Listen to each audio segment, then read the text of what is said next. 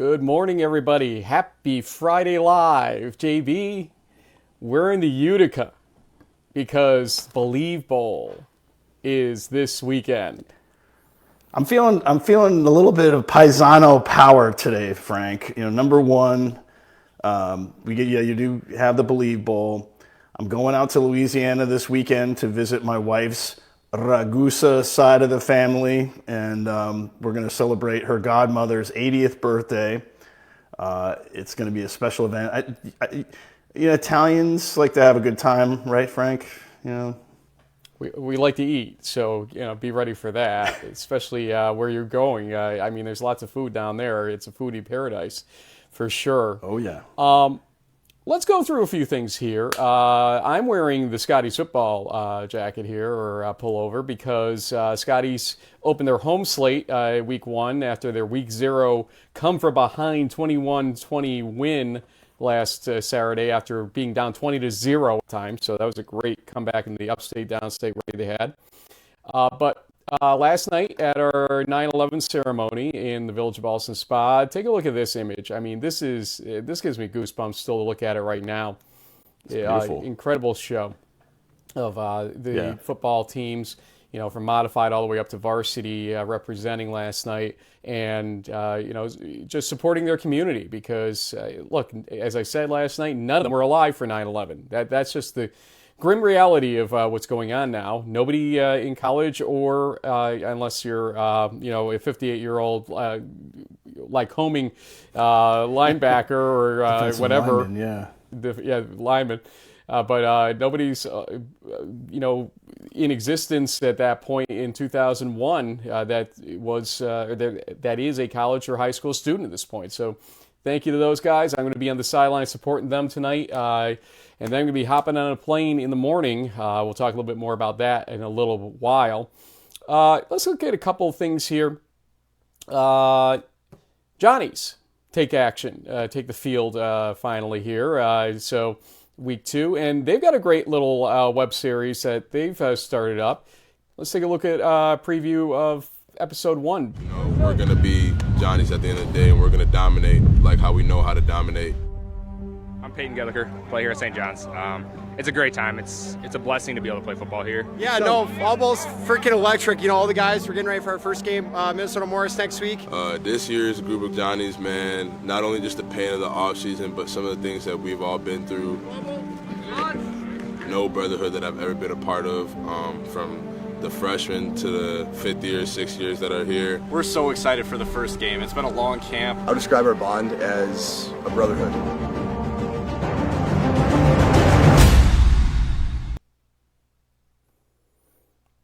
Pretty good. Cool. They talk about their first game coming up, and I see our guest from the NESCAC who's got their first game coming up already in the window, so we'll be getting to him in a little bit, so he can sit tight. And one other thing that I think we all appreciate is that we've been called all kinds of things this season.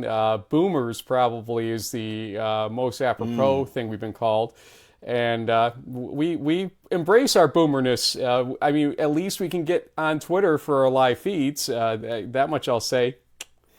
I believe that's working. To let me know if it's not, then I'll just be eating my words right now. Yeah, JB's opening his phone real quick. But JB, hey, that's good. Guess what I really enjoy more than this show? Dad jokes. And Trine decided to give us plenty of stuff here. And let's listen to a few of these dad jokes together. You know how it's illegal to laugh loud in Hawaii? You have to keep it to a low ha. I used to hate my facial hair, but then it grew on me. What do you call a fish that wears a bow tie? Sophisticated. That's good. Why did the chicken cross the road? How does the moon do his hair? How? Yes. That clips it. I got one. All right. Why don't skeletons fight each other? So they don't have the guts. What time is it when an elephant sits on your fence? Time to get a new fence. Why can't the basketball player go on vacation? Because he can't travel. What do you call a cow with no legs? Ground beef. What did the ocean say to the surfer? You know what a ball bag is? Nothing. It just gave a little wave. All right. So I think my best dad joke is. All right, you want to hear my bird call? Come here, birdie, birdie. Come here, birdie, birdie, birdie. Oh, wow. I mean, I'm a dad, so I have done plenty of dad jokes over the years, but those were some pretty bad ones. Wow. Do we sound like that? I mean, do we really sound like that as we've gotten older? Don't ask my kids. Yeah, well. Oh, my God. JB, I think it's time to get this party started, as if we haven't already. But let's stop the dad jokes and get to the actual content here. Ladies and gentlemen, welcome to Season 18, our first Friday live show of the season of In the Huddle.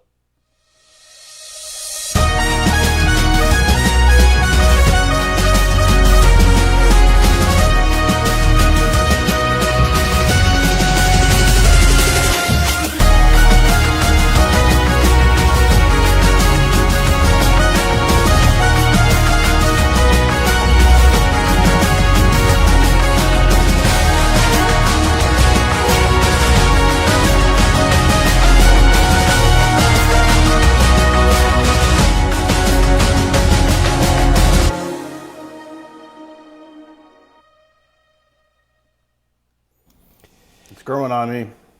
It is growing on me too. The pictures that we have throughout that from last season, you, me, getting to different sites throughout is important, I think, to remember that interaction that we've got with the community here in D3 football. It's something special. We love it. Something else we love is to tell you about some of the games coming up in Week 2. We have modified our new graphics, and we've even added some exciting new photos or pictures inside of it here, folks. Dad jokes? No, it might as well be, though. Here we go. Let's talk about our Region 1 schedule, and then we'll get to our first guest. Oh, look, JV's on my page, and so am I. And that indicates that is our game of the week. Sometimes we'll be together in the same box because we will pick the same game of the week in certain cases. No disrespect to our guests coming up, but Middlebury Wesleyan, big game still, but there were 6 good games on this page here. Let's go in order, though. Western New England at Salve. Salve win versus UMass Dartmouth in Week 1 was a strong statement. Western New England looks to go 2-0 versus quality NewMac teams. That would be a very big start for them if they're able to do that. Husson at Springfield, what are your thoughts there, JB? Well, this is a game that's now a must-win for the Pride, and Husson is no pushover, coming down from Maine, and so this is going to be a competitive battle, I think. I mean, the Pride should have the upper hand, being on Stagg Field and all that, but we saw Springfield struggle to move the ball here and there. The defense had some challenges, so this is not an automatic win for the Pride. Muhlenberg at Endicott is a game that as we left last Friday, we're like, hey, who does Muhlenberg have next week? Oh, Endicott. But, Endicott's win against Misericordia was not exactly a strong statement, you and I both said last weekend.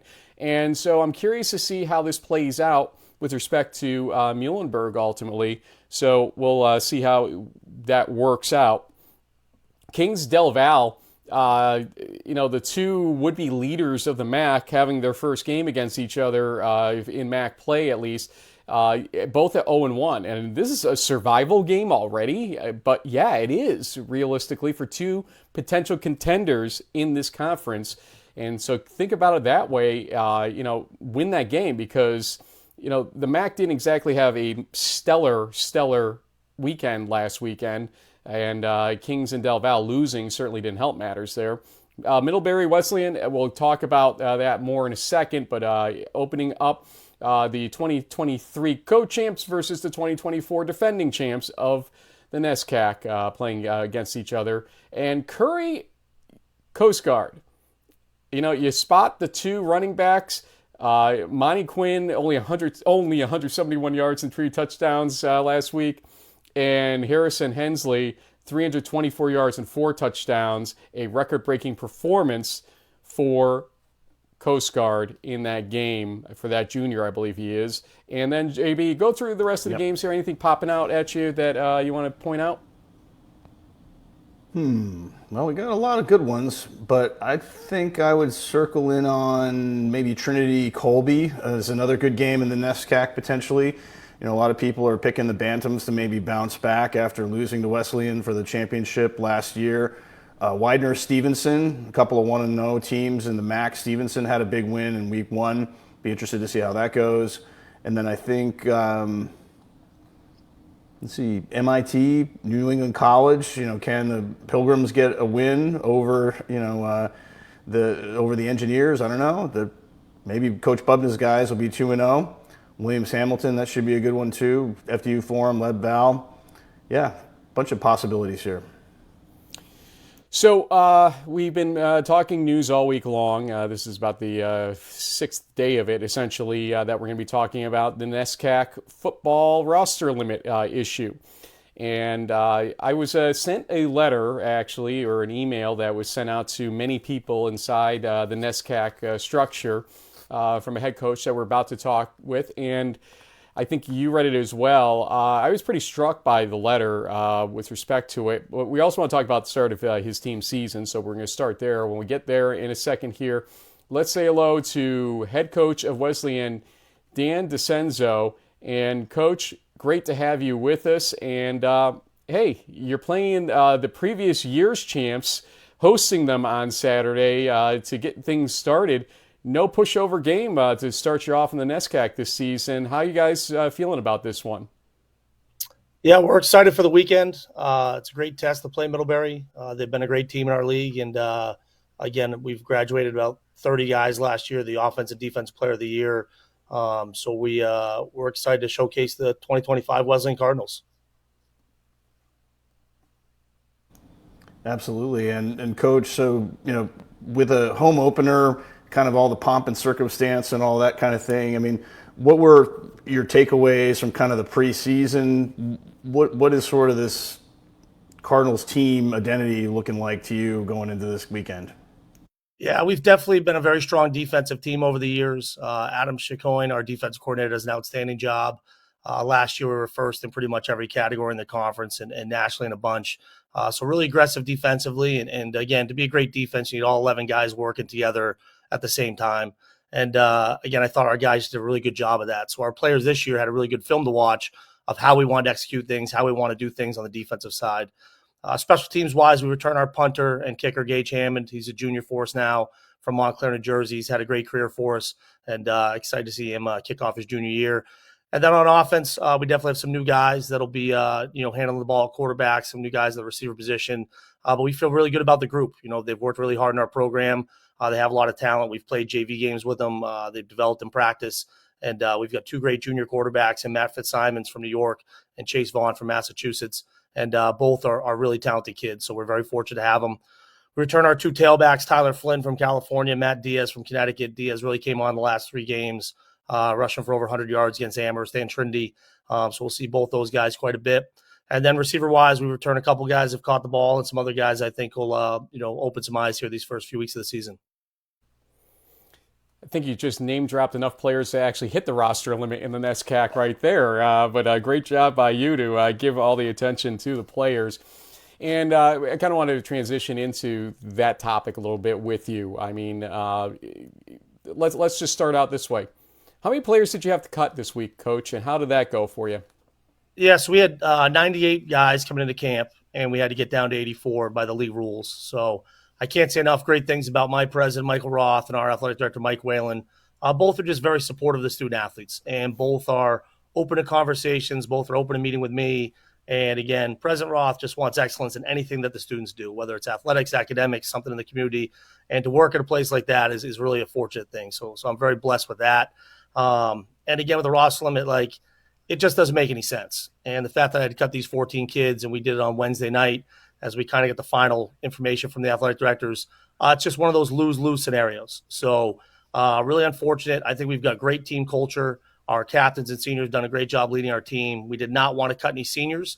And we talked about that with our team and how other guys might be not on the roster this year, but we're going to make sure if you do everything we ask over the 3 years, you come back senior year, even if you've been cut, you will not be cut going forward. And with 84 guys to be a championship team, you really want to come in over that number. So you've got the maximum guys you can use at practice. And again, our team, I can't say enough great things, how they've handled it and how they've dealt with it. I want them to focus on their academics and focus on football and being a student. And I want to handle a lot of this stuff so they can be regular student athletes. JB, I just want to jump and clarify something here that I've been wondering about. These are guys, the 14 you had to cut, that are already enrolled in this term of school, have already basically committed to pay for this term. Is there any kind of concession being made by the NESCAC or the school itself as to how that needs to be handled with respect to, maybe they want to figure something else out at this point if they're not going to have football this season? What is the concession, if any, going on right now in any of these schools? There's none. So these kids have come in, worked hard for us for 3.5 weeks, and we've got to be at 84 by the Friday of our first game. So by today at noon, I've got to hand in the roster. And again, it's really disappointing that's where we're at right now, this day and age. I guess the biggest thing I have an issue with is not so much cuts. If there's cuts in sports, there's cuts. But we're the only sport in the NESCAC that has a mandated cut by the league. So that doesn't make sense to me. And why it doesn't make sense is if you look at the 30 sports in the NESCAC, football is in the bottom 5 of roster disparity. So there are women's lacrosse teams with 20 more players than another team. There's no uproar over that.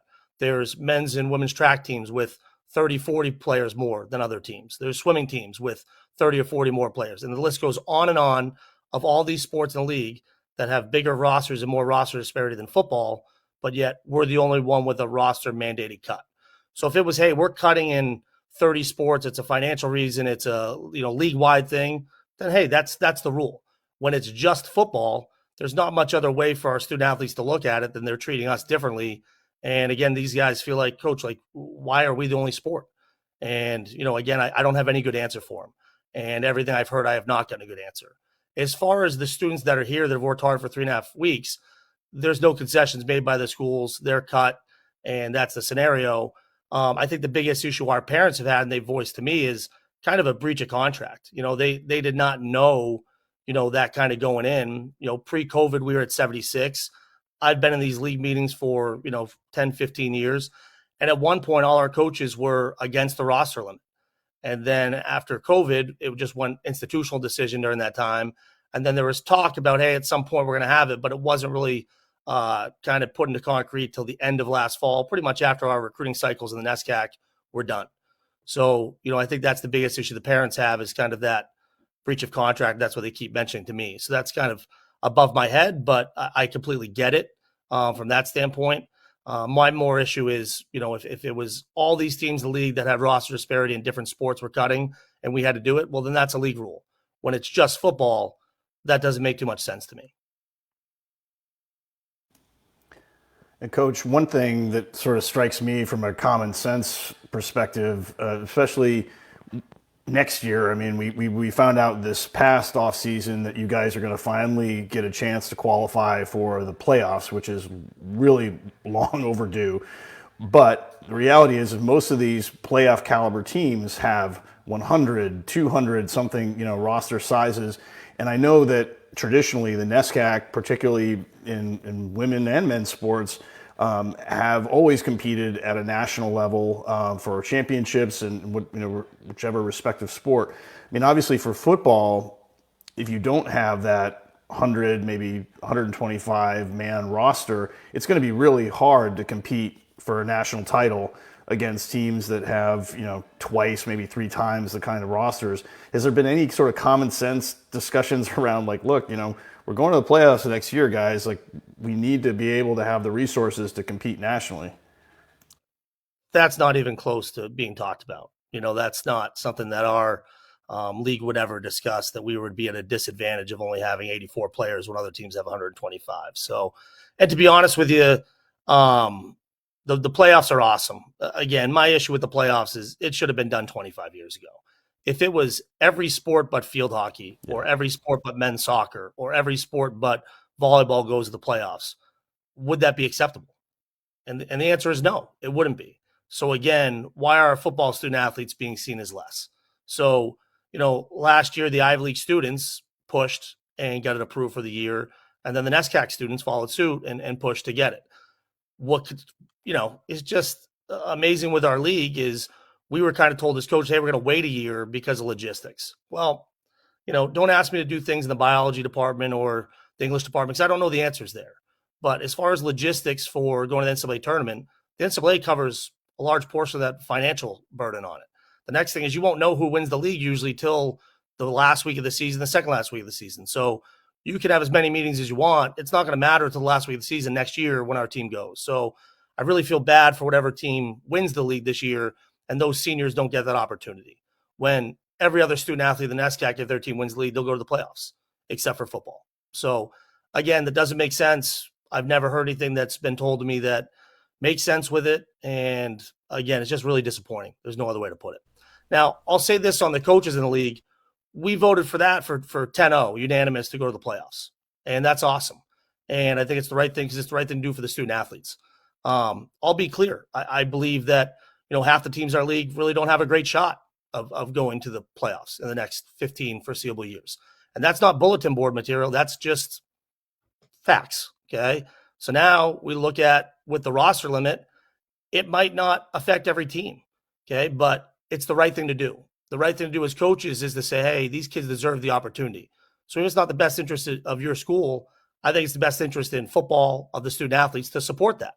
And we saw with the playoffs, guys supported that. And it should be the same here as coaches. Because again, coaches come and go, as you and I know. Coaches leave. So at one point for 10 to 15, 20 years in those meetings, all the coaches felt that the roster limit was terrible. And everyone who sat in their office and had to cut a kid and watch that kid cry and watch that kid's experience at college be less, we felt it. And again, I think sometimes, hey, some of the coaches of the league might be out in, a couple of years or whatnot, and someone else is new there. All of a sudden things change. A good friend of mine who's my defensive coordinator, Matt Korn, is now the head football coach at Bates, just doing an outstanding job up there. When he took over, that program had about 55 players. And now he had to cut one player yesterday. Well, next year, he's probably got to cut 15 plus. So there's an example of a young coach going in, doing a great job, changing the culture of a program, and, a school that's shocked that he could do him and his staff are doing all these great things. And it's impressive what he's done. And he had to cut one kid yesterday, and I know the type of man he is, and it really beat him up. It's not a fun position to be in. And he just said it would be different if we said, hey, guys, this is going on in 30 sports. We're no different. But when you're the only one doing it, it's different. So, again, I'm just disappointed in our coaching unit as a whole, where we should support the playoffs. It's the right thing to do for the student athletes. It's the right thing to do for football. And you might not always be in this chair. So it's the right thing to do for the further student athletes down the road that compete in the NESCAC. And when it comes to the roster, my views are the same. It's the right thing to do for football. It's the right thing to do for the student athletes. And you might not always be in this chair. So to give an opportunity for those guys in the future, I think that's important. And I got to have great mentors in the league of other head coaches and listen to them talk. And, Dick Farley, who was a longtime coach of mine at Williams, Bob Ritter at Middlebury, a lot of these guys, were very passionate about it for a long time. And it's disappointing to see in 2025 that this is where we're at. Coach, I want to read from your letter, which you did not provide. Somebody else did, for those that are going to be out there after this interview trying to throw shade at you for whatever reason in the hierarchy of the NESCAC, and you don't deserve any of that. But at the same time, there's a paragraph in here that strikes me pretty hard. And it's a great letter, and maybe I can convince you to let me put the entirety of it on Twitter after this show. We'll see where we can come with that. But let me read this. It's a pretty long paragraph, but it's important. Lastly, I want to share a story with you that I'm excited to make public next week. In the winter-spring semester of 2000, when I was a junior at Williams College, my football coach at the time, Dick Farley, told me about this roster limit and how he wanted me to go to a SAC meeting and see if I could help. He was against any roster limit. I went to the meeting, and a lacrosse player gave me all the notes and said, I would love for you to head this. I had no idea what was going on except from 10 pages of notes, and that the league was looking to put a roster limit in for NESCAC football. I started to contact players from other NESCAC schools, which in turn must have gotten my name out there for leading the cause. A few weeks later, I got a phone call in my dorm room with my roommate sitting next to me. This was 2000, so it was my dorm room phone. Calling was NESCAC Executive Director Andrea Savage. She was calling with a direct message of, quote, I heard your name is the person trying to get other students to oppose the new football roster limit and, quote, to stop advocating and not to pursue it any further. I will never forget that call. I only wish I stood up to it then. Coach, Andrea Savage is still the executive director of the NESCAC. How is she still in this job if she had such a level of bias on topics like these that she's basically, and I understand the president's control the discussion, but essentially the executive director helps sway the momentum and the overall trends with these types of situations. Clearly she has a bias in the situation if she basically shut you up 25 years ago. How is she still in this job, and what's going on here? As far as her and her role, I have no comment on that. That's not for me to comment on. As far as that phone call and that part I wrote, that is 100% true. So I felt it was need to put out there. And as far as whatever you put on Twitter or whatever you guys get, I can't control your freedom of speech or what you guys choose to do. So, whatever you put out there, you put out there. That's your choice to do that. As far as my situation with that phone call, again, I don't think that she thought down the road 15 years that I would be a head coach in the league. So I think that's just a tough circumstance for her that ended up happening. I don't think in any planet she thought that would ever kind of get out. As far as my situation, it's one of those things you'll just never forget. And when I was a senior, we had about 105 guys on the team at Williams. We were obviously a very good team. I know when they put the roster in there, they heard that, hey, it would put disparity where maybe some of the other kids wouldn't go to Williams and they might go to some of the main schools that were struggling with roster. And again, obviously that didn't pan out or work out that way. But again, I was going into my senior year. It was my junior spring. This wasn't a battle that I knew a ton about at the time, or, you get a phone call from someone like that and there isn't much incentive to then go forward with that. I was going to play my senior year. Wasn't going to affect me. I don't think I had the big picture at that time. And that was it. Obviously, do I wish I did more at that point? I absolutely wish I did. This is, again, pre-cell phone, pre-social media, not as easy to motivate and do all those things that way. I was just trying to get people's numbers through, very basic email and reach out to these guys and do that. And I talked to a bunch of good other student athletes in the NESCAC. This show I had, when I look back at my time at Williams, I had a great experience as a student and as an athlete there. I did 2 sports in football and wrestling. And I'm still on a group chat with 15 football guys that I played with. And 5 or 6 of those guys, didn't play as a senior. We had a really good program and they would have been cut and their whole experience would have changed. And, if I know those guys as men, as fathers, as people, and I know that it would affect them to this day. So, that's an easy one for it. Am I passionate about the topic? Yes. When I talk about this now, I'm just telling the facts and the truth. So it's a pretty easy thing to talk about. And I was raised by a family that said to tell the truth and to stand up for what you believe in. And again, this is a pretty easy one because there just hasn't been anything said to me at all that makes any sense of why we're doing it. And again, if we did it in every sport in the NESCAC, you wouldn't hear from me on it then. We're only doing it in football. If every sport in the NESCAC went to the playoffs or every sport didn't go, you wouldn't hear from me on it. So, but when I believe there's something wrong and you're in a position, I think you need to stand up and do the right thing. So, again, these student athletes, I want the 14 guys that feel they're still part of our Wesleyan football family. I want them to know if they choose to walk away and not come to watch a practice or be on our sidelines at a game, that I'll support them and whatever they need at any point in their life. But if they want to be around it, they're a part of our family for the rest of the time. For the purposes of transparency, JB, just want to state that we did reach out to Andrea Savage. I left a message the other night when we put out update number 1 to this story. We did not receive any response, and that is not the first time we have not received a response from the home office of the NESCAC in our history as a show. Next question from you, sir. Well, do you think that there's any real rationale behind the maybe the anti-football stance? Like, they just think that they're not smart enough to get into the NESCAC or something. I mean, it just doesn't. Common sense wise, it's weird, especially now. All we hear about, the enrollment cliff, and every college is struggling to find students and all this type of thing. You'd think that if you have more people that want to come to your school and pay for the tuition or whatever, like they would be open to that. But is there just sort of a bias with football just because it's a violent game or whatever? I don't know. I think obviously from what we're talking about today, there's a bias against football. That's pretty clear. There's no really other way to see it. When you're the only sport that doesn't go to the playoffs, the sport with the roster limit, there's a bias against football. As far as the other stuff goes, we're recruiting kids that want to get a great education and want to play great football. If those two things are important to them, then we need to be a good fit. And the NESCAC overall, the students are coming there for a great education and to be a part of great communities and play great sports. And you see it from all the 30 sports, they've had great success. So, what's disappointing is that, for these 14 kids, we talk about mental health, we talk about other things like that, and it will affect their college experience. And that's just really disappointing. And I'm fielding calls from parents the next 2 days, and that's really tough. There's nothing I can tell them that makes it easier. No kid of those spots is any situation. We made the decision as coach. We made it strictly on who could help us on a varsity game this year. That's it. So there was nothing else to it. And we're deeper at certain positions, and some kid might be cut this year and have a great shot to make it next year. But I want those student athletes to know that we will do everything we can to help them and be there for them. And that way, and I think that's all we can do as coaches with it. And again, I can't say enough good things about the school I work at that's been really, really supportive of everything. So, and again, I think our mantra here at Wesleyan is we just want to support our students in everything they're doing. And I think we've done a really good job with that.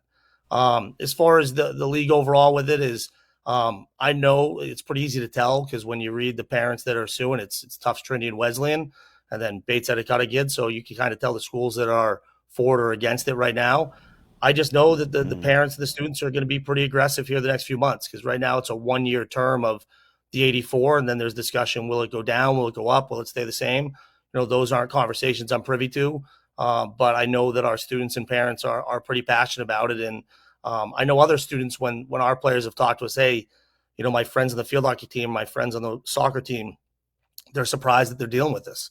They're surprised that football has cuts. They didn't know it because they don't have it in their sport.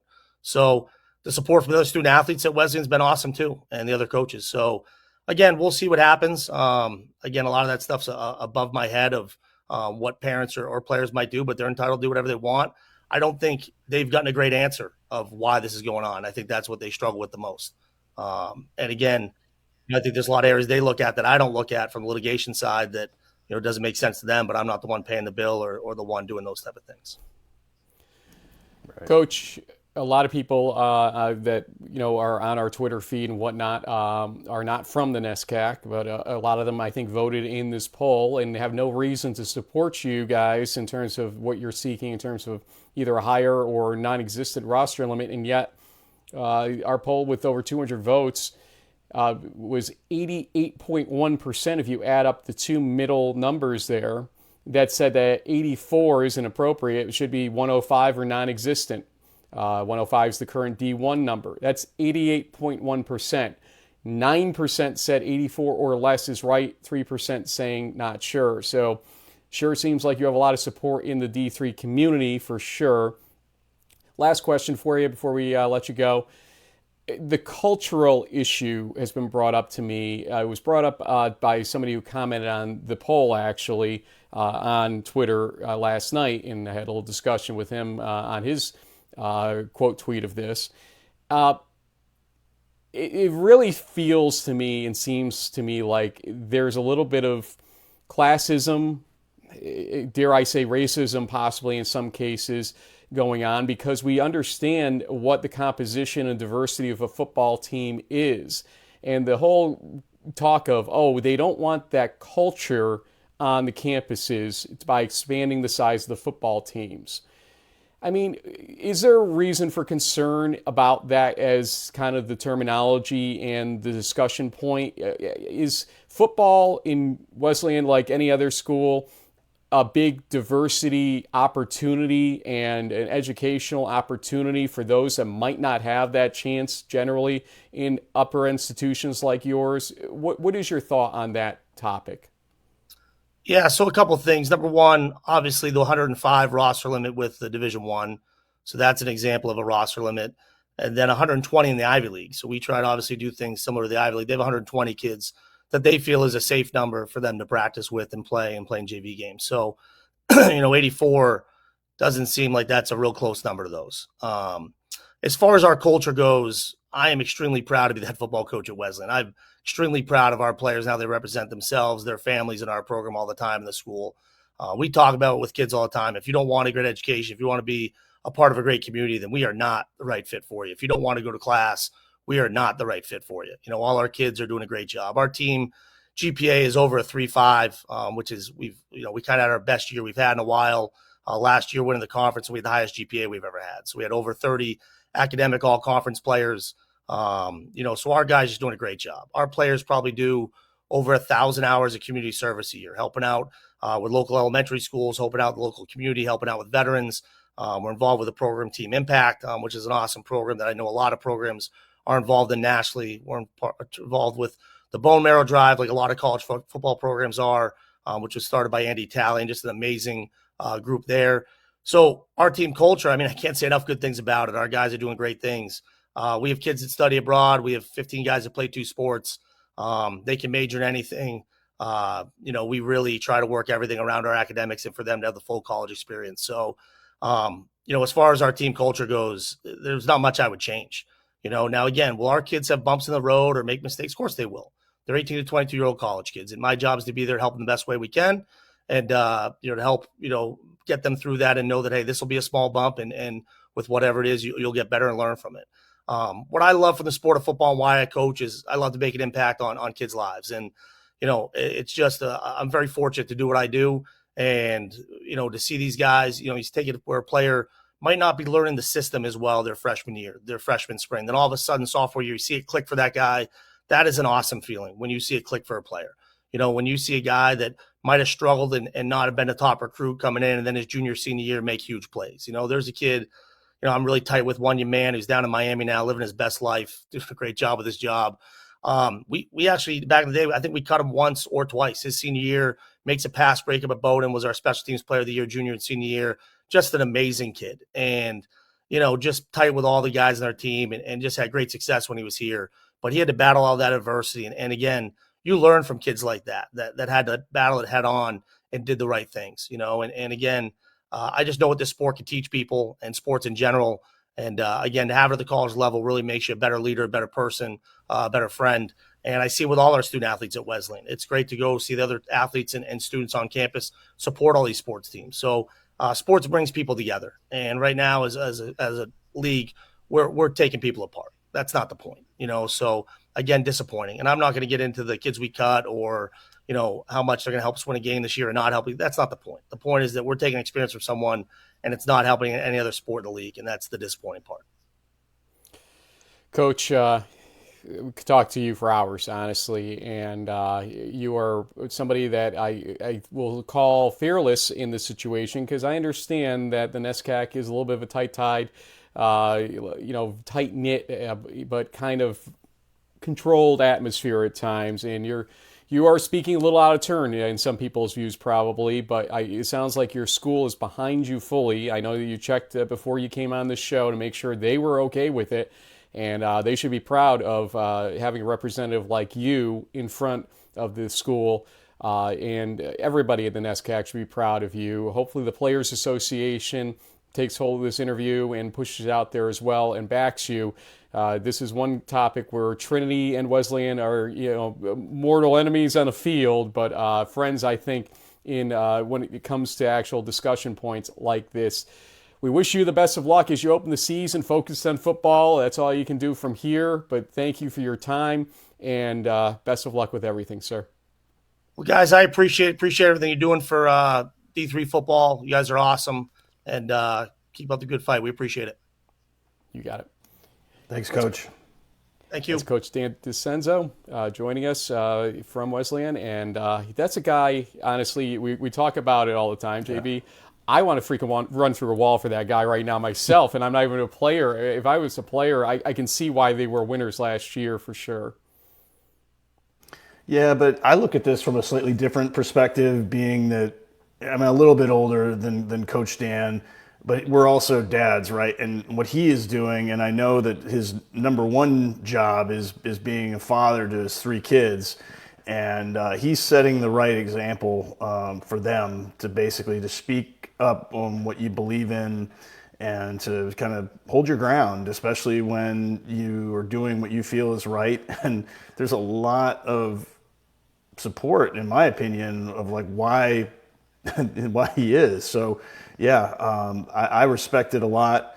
And you know, as a Connecticut guy, you know, where I grew up and all that kind of thing, I'm like, let's go, come on, let's fight the system, and let's do the right thing for these guys. JB, our second guest, a little bit delayed. We got a note, but that actually works well because we haven't gotten through the rest of the previews for week 2 here. So let's go to region 2. I'll let you take this. Yeah, so let's roll here. Not as many games featured in the rest of this list, but you and I agree on Mount Union, Grove City. Take it from there. Yeah, well, I know the retired Around the Nation author and co-host of the D3Football.com podcast, Keith McMillan. Congratulations on your new job, by the way, Keith. I think that's awesome. He says that this week 2 lineup, particularly when you look at games like Mount Union, Grove City, John Carroll, Johns Hopkins, La Crosse, Carnegie Mellon, this is one of the best week 2s or regular season weekends that he can remember in 20, 30 years of D3 football. And we're in a real treat with this menu. I mean, when you look at some of the other games that are sort of, you know, maybe the appetizers, if you want to call them that. I mean, Ithaca Alfred could be great. Hobart Brockport is a must-win game for my Statesmen. Wilkes TC&J should be a good one. You've got Bridgewater Susquehanna, which is an interesting 3 versus 2 matchup. You got I think that was the Maple Sap Bucket or whatever, the Norwich and Castleton up there in Vermont.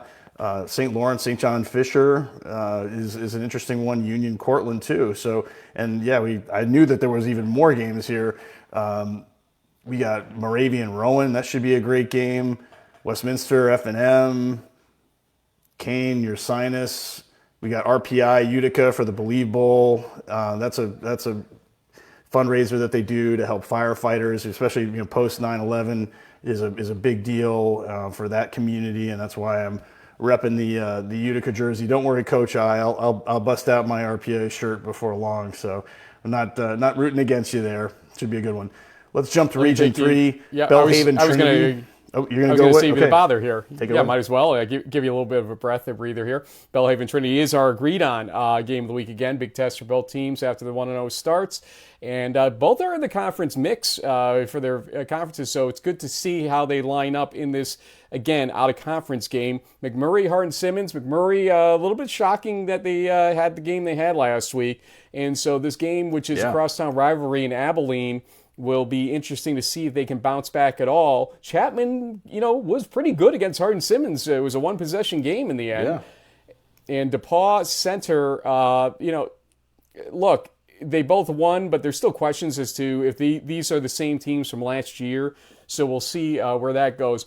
Washington Jefferson Hampton Sydney is a game I'll be watching for sure. That's an important one to see if that Hampton Sydney prediction is correct. And if Washington Jefferson is going to continue kind of a bad start or not, if they'll get back on their feet here after the Utica loss they absorbed last week. Howard Payne, Texas Lutheran. I'm curious to see that one as well because, Texas Lutheran had a tough one against Trinity last week. But Howard Payne, I don't know. People were saying that they weren't going to be good this season. They beat Pacific last week to go 1-0. Curious to see that one. Let's see. I believe we have a couple more games on this last page. But then Puget Sound Southwestern is a very long travel game there with Puget Sound traveling to Southwestern. JB, take us to Region 4. Well, yeah, sticking with the kind of cross-regional games, we got Case from Cleveland going out to Wabash, which is interesting. We saw the Little Giants win big in Week 1. Case got rained out, so they're looking for their first win of the season. Aurora Mount Joe's is another cross-regional game, should be interesting. The Spartans really didn't look good in Week 1. Was that because of Platteville? We'll see if they can bounce back against the Heartland champs in the Lions. W&L versus Wittenberg, another 3 versus 4 lineup. interesting. Both teams need a win. That could be a big game for both. And then sort of, below here, Denison Alma is kind of interesting. I think Concordia, Wisconsin, Calvin. There's been a lot of news on Twitter in the last 24 hours about Concordia, Wisconsin, and them potentially going over to the CCIW. We'll probably cover that in some future show down the road. Teal against Adrian. That's a random, interesting matchup there. 2 versus a 4. We got Hanover hosting an FCS team from the Pioneer League in Butler. We got Catholic Capital, another 2 versus 4. We got Wilmington going to Baldwin Wallace in the OAC. Looks like the OAC is basically, kicking things off in league play. And then you got Rolls-Holm Trine, which is an interesting cross-conference matchup. And then Otterbein and Marietta to wrap things up. And I'll take us through Region 5. The national game of the week, probably, for us at least, Oshkosh at North Central, which I will be traveling to. We will have a pregame live at noon Central Time, 1 o'clock Eastern Time. So tune in for that. We'll have more on Twitter and Facebook about that as the next 24 hours go forward. So I will see everybody out at North Central tomorrow morning and afternoon. Randolph-Macon Central, big travel game for Randolph-Macon, that's for sure. And taking on all comers for sure as well. But Central is a tough team. We know that historically. I'm really curious to see how this one turns out. And Lake Forest, Illinois College, look, with how badly the Midwest Conference did in week 1, teams can't risk going 8-2 in this conference and not winning their conference title to get the bid. So Lake Forest needs to win this game. Illinois College still probably needs to win it too when you think about what they lost last year. But they did have the win. They were the hot sock in the Midwest Conference last week. You look at the rest of the games here. Nothing jumping greatly out at me here. Platteville, Dubuque, maybe, just to see if Platteville can keep running the way they were last go around. I don't know. We'll see. I'm going to give you Region 6 here. Yeah, so Region 6, my game of the week is this Co versus River Falls matchup. Co is my sort of sleeper pick for the ARC in Region 5. They had a big week 1 win. I think they put up 62 points against not as strong a competition as the Falcons, obviously. So this will be interesting to see how good the Co-Hawks really are. River Falls will be the favorite in this game, obviously with Kea Blaha and company. So I'll be interested to see how this one plays out. We talked at the top of the show, St. John's kicks things off against Minnesota Morris. We have Wartburg taking on Stout, which is, last week we saw the Knights only win by 14 points against a team that we were kind of like, okay, well, is it the offense without Turbo, or some of the players of recent years? And Stout is a question mark to me still. Yeah, sure, they won their week 1 game, but it wasn't really a team that they would have potentially lost to. So it'll be curious to see how this one plays out, and can the Knights win a game on the road against a WIAC team. Elsewhere, St. Norbert, Stevens Point stands out to me. Excuse me. And then we've got a bunch of West Coast games with the Northwest Conference playing each other. We've also see a little cross, Eureka versus Westminster is an interesting, cross-conference game. Northwestern, Bethel. Yeah, Bethel, remember those guys? I think they're ranked in the top 15, and they've got a pretty good team too. So it'll be interesting. They're not the only. There's more than one MIAC team that's kicking things off this weekend, Frank, that's on the national radar. I'm just glad our system picked up that Simpson, California is not the same as Simpson College that we deal with otherwise. Yeah, so, right. They're not the Storm. Nope. That's good to know that it actually caught that, because I didn't catch that until now.